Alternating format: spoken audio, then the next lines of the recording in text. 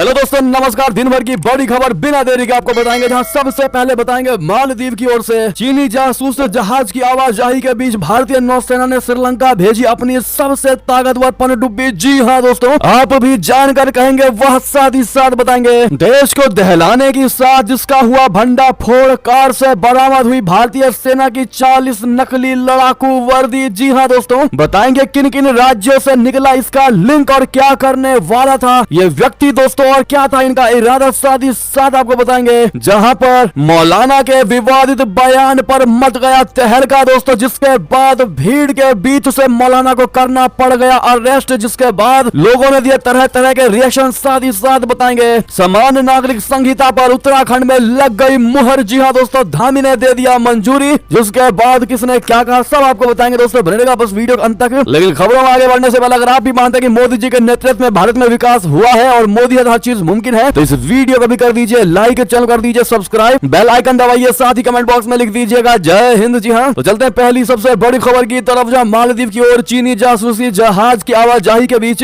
भारतीय नौसेना ने श्रीलंका भेजी अपनी सबसे ताकतवर पनडुब्बी। बता दें, भारत ने पड़ोसी देश श्रीलंका में अपनी एक पनडुब्बी INS करंज भेजी है। भारतीय नौसेना की पनडुब्बी INS करंज गुरुवार को श्रीलंका पहुंची। रविवार को श्रीलंका का 76वां स्वतंत्रता दिवस समारोह था। इससे पहले यह पनडुब्बी राजधानी कोलंबो पहुंची है, जो चीन को एक बड़ा संदेश है। 2 दिवसीय दौरे पर पहुंची पनडुब्बी INS करंज का श्रीलंका नौसेना ने स्वागत किया। श्रीलंका ने कहा कि INS करंज 67.5 मीटर लंबी है और इसमें 53 लोग सवार हैं। पनडुब्बी का नेतृत्व कमांडर अनुनाभ कर रहे हैं। श्रीलंका की मीडिया के मुताबिक INS करंज 5 फरवरी को प्रस्थान करेगा। यह भारत और श्रीलंका के बीच मजबूत समुद्री संबंधों का प्रतीक है। भारत की पनडुब्बी ऐसे समय में श्रीलंका पहुंची है जब चीन का कथित रिसर्च जहाज मालदीव जा रहा है। चीन का कथित रिसर्च जहाज यांग होंग 3 हिंद महासागर में प्रवेश कर रहा है। यह जहाज मालदीव में रुकेगा। भारत से मालदीव के संबंध तनावपूर्ण चल रहे हैं, आप सभी जानते ही हैं। ऐसे में इस जहाज का भारत के करीब आना मालदीव से संबंधों को और भी तनावपूर्ण बना सकता है। इस तरह के जहाज पहले श्रीलंका के तट पर रुका करते थे। यांग होंग 3 भी श्रीलंका में रुकने वाला था, लेकिन भारत के विरोध के बाद दिसंबर 2023 में श्रीलंका ने अपने जल क्षेत्र में विदेशी रिसर्च जहाजों पर 1 साल की रोक की घोषणा कर डाली। जी हाँ, ऐसे में दोस्तों जैसे को तैसा वाला नीति अपनाते हुए भारत ने बहुत बड़ा झटका चीन को दिया और चीन की वाकई में आत्मा किलस गई होगी दोस्तों। और क्या कहते हैं आप लोग अपनी राय बच दीजिएगा। बढ़ते अगली बड़ी खबर की तरफ, जहां देश को दहलाने की बहुत बड़ी साजिश का भंडाफोड़, कार से बरामद हुई भारतीय सेना की 40 नकली वर्दी दिल्ली राजस्थान से निकला। इसका लिंक बता दें, देश को दहलाने की एक बहुत बड़ी साजिश को नाकाम करते हुए भारतीय सेना की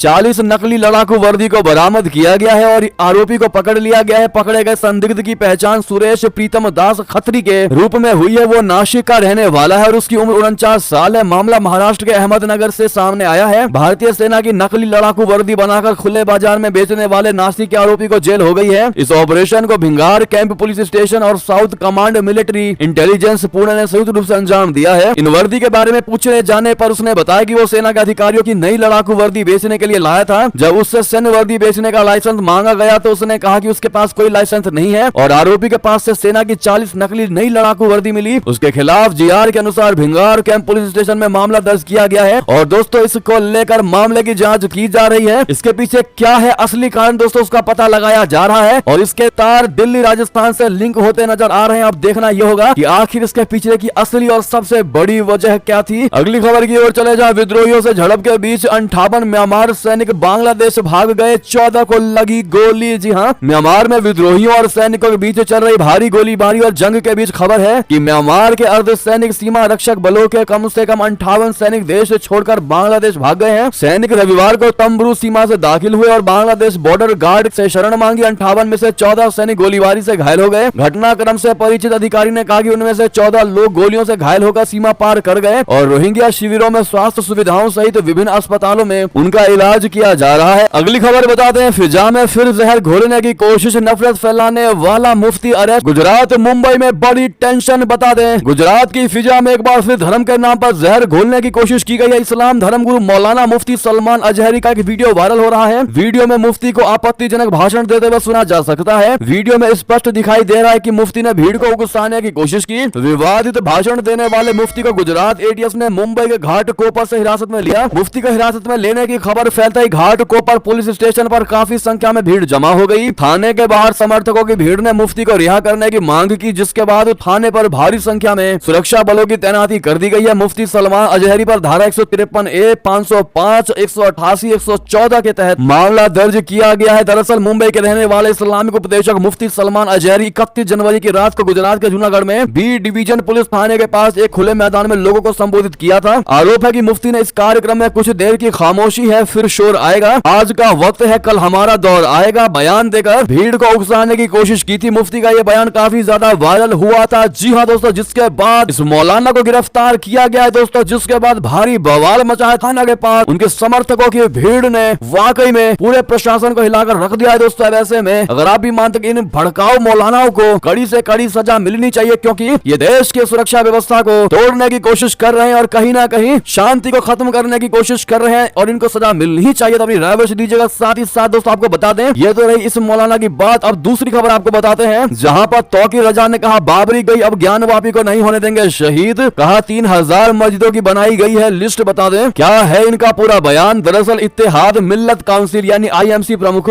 मौलाना तौकीर रजा खान ने एक बार फिर से देश में चल रहे कई मुद्दों पर अपनी राय रखी है। इस दौरान उन्होंने केंद्र सरकार पर जमकर हमला बोला है। तौकीर रजा ने कहा है कि बाबरी मस्जिद को शहीद किया गया है और 3000 और मस्जिदों की लिस्ट बनाई जा चुकी है। उन्होंने ये भी कहा है कि उन्हें ASI कोर्ट और सरकार पर उन्हें भरोसा नहीं रहा है। तौकीर रजा ने अपनी प्रेस कॉन्फ्रेंस में जेल भरो आंदोलन की शुरुआत करने को कहा है। उन्होंने पूरे देश के मुसलमानों से भी अपील की है कि वो भी उनका साथ दें और शुक्रवार को जेल भरो आंदोलन में हिस्सा लें। इस दौरान मौलाना तौकीर रजा ने कहा कि देश में रोजाना मस्जिदों पर बुलडोजर चलाए जा रहे हैं। ज्ञानवापी का हाल सबके सामने है, लेकिन कई मस्जिदें हैं जिन्हें तोड़वाया गया है। इसी वजह से पूरी दुनिया में देश का कानून बदनाम हो रहा है। उन्होंने सरकार पर आरोप लगाते हुए कहा है कि सब 80-20 का खेल चल रहा है। उन्होंने ये भी कहा कि बाबरी और ज्ञानवापी के अलावा पूरे देश में 3000 मस्जिदों की लिस्ट बनाई गई है। जी हाँ, यानी कि इन्होंने भी एक तरीके से दोस्तों भारत की एक सामुदायिक लोगों को भड़काने की कोशिश की है दोस्तों, देश के प्रति, सरकार के प्रति, जो कि देश को उजाड़ने का बहुत बड़ा कारण बन सकती है। ऐसे में इस पर आपकी जो भी राय हो, लेकिन दोस्तों कमेंट में मोदी है तो हर चीज मुमकिन है कहना मत भूलिएगा। चलते हैं और बड़ी खबर की तरफ, जहां नेपाल में प्रचंड सरकार गिराने की बहुत बड़ी साजिश। चीन के दोस्त KP शर्मा ओली ने कैसे बिछाया जाल, बता दें। नेपाल के प्रधानमंत्री पुष्प कमल दहल प्रचंड की सरकार गिराने की साजिश रची जा रही है। इसके पीछे पूर्व प्रधानमंत्री और चीन के करीबी नेता KP शर्मा ओली का हाथ बताया जा रहा है। KP शर्मा ओली ने सरकार गिराने के लिए माधव कुमार नेपाल को मोहरा बनाया है। ओली और नेपाल पुराने कॉमरेड हैं जो अब कट्टर दुश्मन बन गए हैं। दोनों की दुश्मनी तब शुरू हुई जब नेपाल ने 2 साल पहले ओली की पार्टी CPN UML से अलग होकर CPN बोले तो यूनिफाइड सोशलिस्ट का गठन किया। तब से दोनों के बीच दुश्मनी बढ़ती जा रही है। ऐसे में ओली किसी भी कीमत पर नेपाल को प्रधानमंत्री बनने से रोकने पर आमादा है। प्रधानमंत्री पुष्प कमल दहल, प्रचंड नेपाली कांग्रेस के अध्यक्ष शेर बहादुर देउवा और CPN के अध्यक्ष माधव कुमार नेपाल के बीच 2022 के संसदीय चुनावों के ठीक पहले बनी सहमति के अनुसार प्रधानमंत्री की कुर्सी तीनों नेताओं के बीच बारी बारी से घुमाई जाएगी। सौदे से जड़े सूत्रों ने कहा कि दिसंबर 2024 में सिंघा दरबार में दहल के 2 साल पूरे होने के बाद माधव कुमार नेपाल 1 साल के लिए देश के प्रधानमंत्री बनेंगे। संघीय संसद में कांग्रेस सबसे बड़ी पार्टी है। प्रतिनिधि सभा में 32 सीटों के साथ KP शर्मा ओली की CPN UML दूसरे स्थान पर है। अब ऐसे में दोस्तों नेपाल को रोकने के लिए कुछ भी करने को तैयार है ओली। अगली खबर की बात करें, जहां शरिया के खिलाफ दुश्मनी, इस्लाम के खिलाफ दुश्मनी, एर्दोगन के बयान पर यूरोप में मच गया बवाल। बता दें तुर्की के राष्ट्रपति रजब तैयब एर्दोगन ने कि इस्लाम को लेकर दिए बयान पर यूरोप में बवाल मचा हुआ है। यूरोप के कई नेताओं ने उनके बयान की आलोचना की है। इसमें डच नेता गिर्ट विल्डर्स भी शामिल हैं, जो पहले ही इस्लाम के खिलाफ अपने बयानों को लेकर सुर्खियों में रह चुके हैं। एर्दोगन ने 1 फरवरी को धार्मिक मामलों अकादमी के ईमानों के ग्रेजुएशन सेरेमनी के दौरान शरिया कानून के आलोचकों पर निशाना साधा था। उन्होंने कहा था कि शरिया कानून के खिलाफ दुश्मनी इस्लाम के खिलाफ दुश्मनी है। राष्ट्रपति एर्दोगन ने नए धार्मिक अधिकारियों से समाज के सक्रिय सदस्य बनने का आग्रह किया। जी हाँ, एर्दोगन ने कहा यदि आप इतिहास की किताबों को देखेंगे तो आप पाएंगे कि तुर्की मुस्लिम के बराबर है। एर्दोगन ने दोनों के बीच कृत्रिम दीवारें बनाने की कोशिश करने वाली किसी भी धारणा की आलोचना की। अगली खबर बता दें, चीनियों से सच छुपाएगा ड्रैगन, भारत के उड़ते और अपने लड़खड़ाते हाल से बौखलाया, सफाई शुरू। जी हाँ, दरअसल चीन अपनी इकोनॉमी की नेगेटिव कवरेज से बौखला गया है। इंटरनेट से ऐसी सभी खबरों को साफ करने के लिए उसने अपनी पूरी ताकत झोंक दी है। न्यूयॉर्क टाइम्स की रिपोर्ट में बताया गया है कि ड्रैगन अपनी अर्थव्यवस्था के बारे में सभी नेगेटिव न्यूज हटाने में जुटा हुआ है। दूसरे शब्दों में कहें तो शी जिनपिंग सरकार चीनियों के सामने सच नहीं आने देना चाहती है। ये कदम ऐसे समय उठाया गया है जब भारत 3 सालों में दुनिया की तीसरी सबसे बड़ी अर्थव्यवस्था बनने की दिशा में आगे बढ़ चला है। 2030 तक भारतीय अर्थव्यवस्था $7 ट्रिलियन की हो जाने का अनुमान है। भारतीय अर्थव्यवस्था के 2023-24 में 7.3% की दर से बढ़ने के आसार हैं। न्यूयॉर्क टाइम्स के अनुसार गृह मंत्रालय ने अपने आधिकारिक वीचैट अकाउंट में कहा कि नागरिकों को चीन की अर्थव्यवस्था अर्थव्यवस्था पर झूठे नैरेटिव पर विश्वास नहीं करना चाहिए। इसके बजाय उन्हें राष्ट्रपति शी जिनपिंग के नजरिए पर भरोसा करने की जरूरत है। यानी कि दोस्तों अपनी अर्थव्यवस्था के नेगेटिव कवरेज से बिलबिला उठा है चाइना, और इंटरनेट पर जितने भी चाइना की अर्थव्यवस्था से जुड़ी नेगेटिव खबरें हैं दोस्तों, यानी नकारात्मक खबरें हैं, उसको हटाने में जुट चुका है चीना। यानी ड्रैगन चीनियों के सामने सच नहीं आने देना चाहती है जिनपिंग की सरकार। जी हाँ, यानी कि चीनियों के आंखों में धूल झोंकने की कोशिश में लगी हुई है जिनपिंग और उनकी सरकार। बहरहाल दोस्तों इस पर आपकी जो भी राय होगी कमेंट में लिखकर अवश्य बताएगा, क्योंकि इसका सबसे बड़ा कारण दोस्तों भारत है। भारत की बढ़ती अर्थव्यवस्था है और भारत के प्रधानमंत्री नरेंद्र मोदी जी है जो भारत को आगे लेकर जा रहे हैं, और चाइना ये बर्दाश्त नहीं कर पा रहा है और चीन की अर्थव्यवस्था लगातार डिक्रीज हो रही है। और आखिर इन चीजों को वो कैसे छुपाए, तो यही सबसे बड़ा कारण है कि जितने भी नेगेटिव खबरें हैं उनको इंटरनेट से हटा दिया जाए, ताकि चाइना की जो जनता है वो बेवकूफ बन सके। जी हाँ, चलते हैं अगली बड़ी खबर की तरफ, जहां इमैनुअल मैक्रोन को भारत आकर कैसा लगा, फ्रांस से वीडियो दिखा करके बताई दिल की बात। दरअसल फ्रांसीसी राष्ट्रपति इमैनुअल मैक्रोन ने भारत यात्रा को लेकर एक वीडियो शेयर किया है। इस वीडियो में उन्होंने जयपुर से लेकर दिल्ली तक यात्रा और मुलाकातों की झलकियां दिखाई हैं। मैक्रोन इस साल गणतंत्र दिवस पर मुख्य अतिथि के तौर पर बनकर भारत आए थे। उन्होंने जयपुर में प्रधानमंत्री नरेंद्र मोदी जी के साथ रोड शो भी किया था। उनकी यात्रा के दौरान भारत और फ्रांस में कई समझौते भी हुए, जिसमें डिफेंस सेक्टर में जॉइंट प्रोडक्शन सबसे महत्वपूर्ण था। जी हाँ दोस्तों, अगली खबर की बात करें, जहां 96 स्तंभ, 7 शिखर और काशी अयोध्या की झलक अबू धाबी के पहले हिंदू मंदिर से exclusive reporting PM Modi ji करने वाले हैं। इसका उद्घाटन बता दें, संयुक्त अरब अमीरात यानी यूनाइटेड अरब अमीरात यूएई वैसे तो एक मुस्लिम देश है, लेकिन अगले एक हफ्ते में यहाँ हिंदुत्व का वो मोती सारी दुनिया में चमक बिखेरने को तैयार है, जिसका इंतजार दशकों से हो रहा था। यूएई की राजधानी अबू धाबी में मंदिर के घंटों की आवाज गूंजेगी, शंखनाद होगा, देव प्रतिमा के आगे दीप जलेंगे, आरती की सुरह लहरियों से भक्ति का सोता बहेगा, होम की समिधा से वातावरण सकारात्मक होगा और प्रसाद की मिठास मन को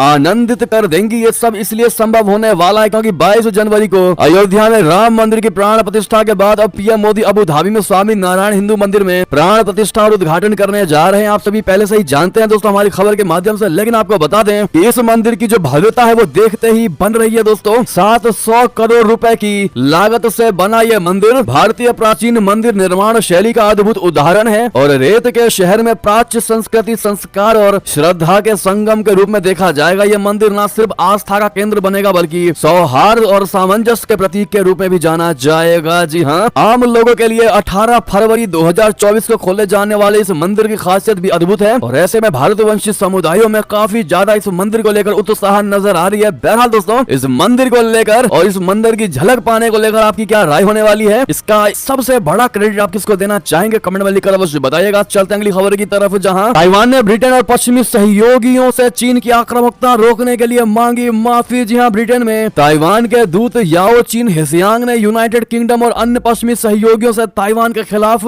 चीनी आक्रामकता को रोकने में मदद करने का आग्रह किया है। ताइवान न्यूज के अनुसार याओ चीन हेसियांग ने 30 जनवरी को काउंसिल ऑन जियो स्ट्रेटजी के सार्वजनिक पैनल कार्यक्रम के दौरान ये टिप्पणी की। उन्होंने कहा कि यूके को ताइवान जलडमरू मध्य में शांति और स्थिरता के बारे में चिंता व्यक्त करना जारी रखना चाहिए। यथा स्थिति में किसी भी एक तरफा बदलाव का विरोध करना चाहिए और सक्रिय रूप से ठोस कदम उठाना चाहिए। जी हाँ, नेक्स्ट खबर बता दे, कोई भी देश अपना इतिहास मिटाकर प्रगति नहीं कर सकता। गुवाहाटी में पीएम मोदी का बड़ा बयान। बता दे, प्रधानमंत्री नरेंद्र मोदी जी ने रविवार को दावा किया कि आजादी के बाद सत्ता में रहे लोग पूजा स्थलों के महत्व को नहीं समझ सके और उन्होंने राजनीतिक वजहों से अपनी ही संस्कृति पर शर्मिंदा होने की प्रवृत्ति स्थापित की। गुवाहाटी में 11,600 करोड़ रुपए की परियोजनाओं का शिलान्यास और लोकार्पण करने के बाद एक रैली को संबोधित करते हुए मोदी ने कहा कि कोई भी देश अपना इतिहास मिटाकर प्रगति नहीं कर सकता। प्रधानमंत्री ने दावा किया कि आजादी के बाद लंबे समय तक सरकार चलाने वाले लोग ऐसे धर्मस्थलों का महत्व नहीं समझ सके और उनकी उपेक्षा की। उन्होंने कहा कि राजनीतिक लाभ के कारण उन्होंने अपनी ही संस्कृति और इतिहास पर शर्मिंदा होने की प्रवृत्ति स्थापित की। अगली खबर बता दें, रशिया पर आखिर क्यों भड़का हुआ है दक्षिण कोरिया, पुतिन के राजदूत को तलब करके जताया है विरोध। बता दें, दक्षिण कोरिया और रशिया में उत्तर कोरिया के परमाणु हथियारों को लेकर राजनयिक तनाव चरम पर है। दक्षिण कोरियाई विदेश मंत्रालय ने उत्तर कोरिया पर राष्ट्रपति यून सुक येओल के बयान की आलोचना करने के लिए रूसी राजनयिकों को तलब किया है। मंत्रालय ने कहा कि दक्षिण कोरिया के राजनीतिक मामलों के उप विदेश मंत्री चुंग वयुंग वोन ने शनिवार को रूसी राजदूत जियोर्जी जिनोविएव को तलब कर विरोध जताया है। उन्होंने रूसी राजदूत से कहा कि राष्ट्रपति यून के बयान पर मॉस्को का हमला दोनों देशों के बीच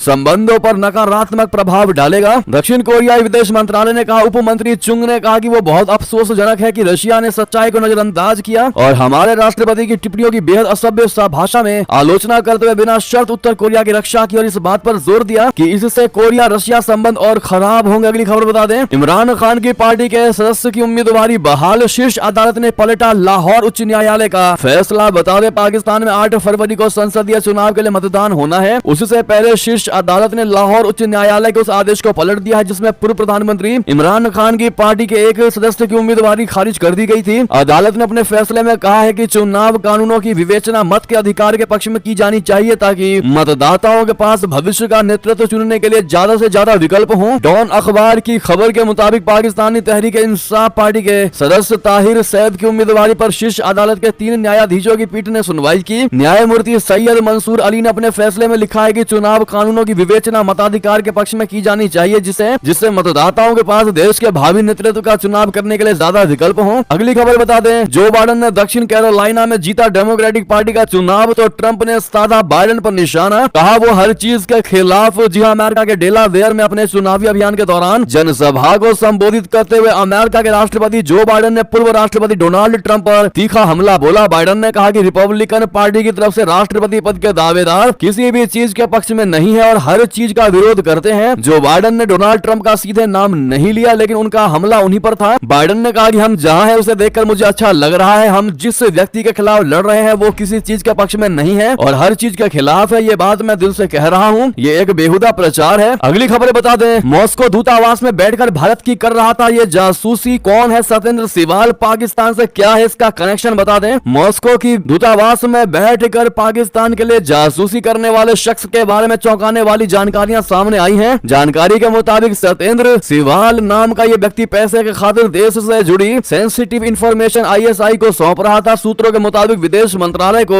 सिवाल की गिरफ्तारी के बारे में जानकारी है। इस सिलसिले में वो संबंधित जांच अधिकारियों के साथ मिलकर काम कर रहा है। इस संबंध में ATS पुलिस थाना लखनऊ में सत्येंद्र सिवाल के खिलाफ भारतीय दंड संहिता की धारा 121A IPC यानी कि देश के खिलाफ आपराधिक साजिश और शासकीय गुप्त अधिनियम 1923 के तहत FIR दर्ज किया गया है। अभी तक सत्येंद्र सिवाल के बारे में जो जानकारियां मिली है वो इस तरह से हैं। सत्येंद्र सिवाल यूपी के हापुड़ जिले के शमसुद्दीनपुर गांव के रहने वाले जयवीर सिंह का बेटा है। सत्येंद्र मॉस्को स्थित भारतीय दूतावास में साल 2021 से तैनात है। सिवाल यहाँ पर मल्टीटास्किंग स्टाफ के रूप में काम कर रहा था और दूतावास में उसकी पोजीशन सिक्योरिटी असिस्टेंट की थी। अगली खबर की ओर चले, जहां इजराइल हमास के बीच आर पार की जंग जारी। IDF ने हिजबुल्लाह के ठिकानों पर बरसाए बम। बता दें, गाजा में इजरायली सेना ने हवाई हमले एक बार फिर तेज कर दिए हैं। दोनों तरफ से आर पार की जंग जारी है। गाजा में इजरायली सेना हमास के ठिकानों को चुन चुन कर निशाना बना रही है। IDF के जवान घरों और सुरंग में जबरदस्त हमले को अंजाम देते दिखाई दे रहे हैं। IDF ने तस्वीरें और वीडियो जारी कर इस हमले में हमास के कई ठिकानों को तबाह करने का दावा किया है। इसमें हमास के एक बड़े हिस्से को नष्ट करने की बात कही गई है। वहीं इन हमलों की वजह से 85% आबादी विस्थापित हो गई। अगली खबर बता दें, यूनिफॉर्म सिविल कोड यानी समान नागरिक संहिता ड्राफ्ट को धामी कैबिनेट से मिल गई मंजूरी। कानून लागू करने वाला पहला राज्य बनेगा उत्तराखंड। जी हाँ, उत्तराखंड में समान नागरिक संहिता यानी UCC का ड्राफ्ट रविवार को मुख्यमंत्री पुष्कर सिंह धामी की अध्यक्षता में हुई कैबिनेट बैठक में स्वीकृत किया गया है। इस ड्राफ्ट को मंजूरी मिलने के बाद अब इसे विधानसभा में रखा जाएगा। वहां से पास होते ही उत्तराखंड देश का पहला राज्य ऐसा बन जाएगा जहां UCC कानून लागू होगा। कैबिनेट बैठक के बाद बताया गया है कि ड्राफ्ट को विधानसभा में पेश किया जाएगा और इसे कानून का रूप दिया जाएगा। UCC सभी नागरिकों को समान अधिकार प्रदान करेगा और लैंगिक समानता और सामाजिक न्याय को बढ़ावा देगा। मुख्यमंत्री पुष्कर सिंह धामी 6 फरवरी को विधानसभा सत्र में UCC पटल पर रहने वाले हैं। विधानसभा से पास होने के बाद जल्द ही यह कानून बन जाएगा। UCC ड्राफ्ट में शादी, तलाक, विरासत, गोद लेने और अन्य मामलों से संबंधित सभी धार्मिक समुदायों के लिए समान कानून शामिल है। इस ड्राफ्ट को तैयार करने के लिए 27 मई 2022 को 5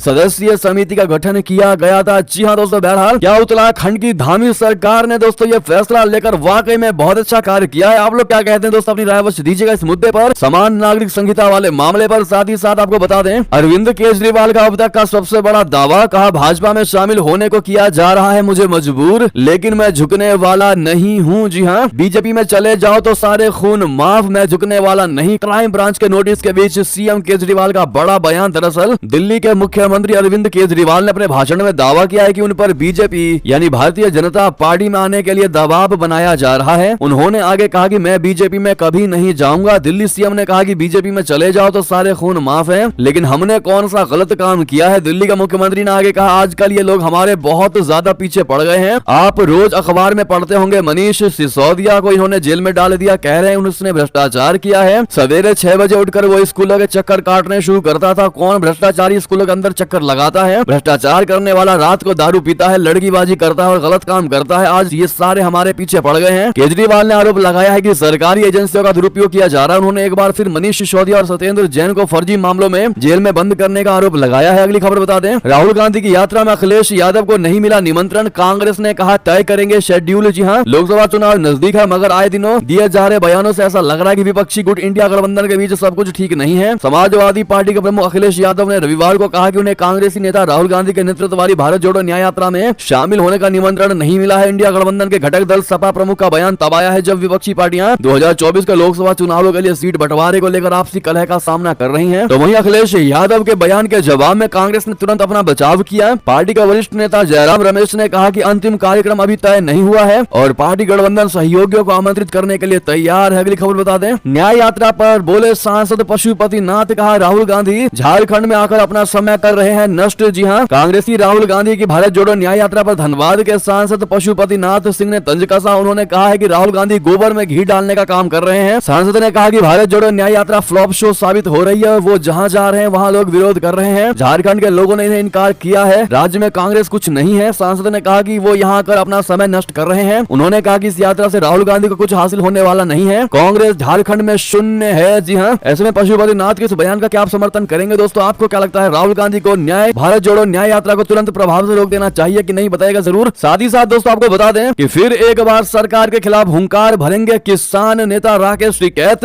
बना लिया इन्होंने प्लान। दरअसल सरकार के खिलाफ किसान फिर से हुंकार भर सकते हैं। फरीदाबाद में मोहना गांव में पिछले 113 दिन से किसान धरना दे रहे हैं। किसानों ने 4 फरवरी यानी आज से पहले दिन महापंचायत का आयोजन किया। इसमें किसान यूनियन के राष्ट्रीय प्रवक्ता राकेश टिकैत, पूर्व मंत्री करण सिंह दलाल और पूर्व विधायक टेक चंद्र शर्मा भी मौजूद हुए। टिकैत यहाँ 3 महीने पहले भी आ चुके हैं। सरकार द्वारा किसानों की समस्याओं पर ध्यान न देने पर उन्होंने 16 फरवरी को भारत बंद करने का ऐलान किया है। गौरतलब है कि मोहना गांव के सैकड़ों किसान ग्रीन हाईवे पर उतार चढ़ाव की मांग को लेकर धरने पर बैठे हैं। जी हाँ, अब ऐसे में दोस्तों ये थी की सारी बड़ी खबर। आपको हमारी खबर कैसी लगी? आशा करता हूँ बहुत अच्छी लगी होगी। अगर थोड़ी भी अच्छी लगी है तो इस वीडियो को दोस्तों, भाइयों में, साथियों में, रिश्तेदारों में शेयर अवश्य कर दीजिएगा। और अभी कर दीजिए इस वीडियो को लाइक, चैनल कर दीजिए सब्सक्राइब, बेल आइकन दबाइए। साथ ही कमेंट बॉक्स में लिख दीजिएगा जय हिंद जय भारत। और यहाँ तक बने रहने के लिए आप सभी का बहुत बहुत धन्यवाद।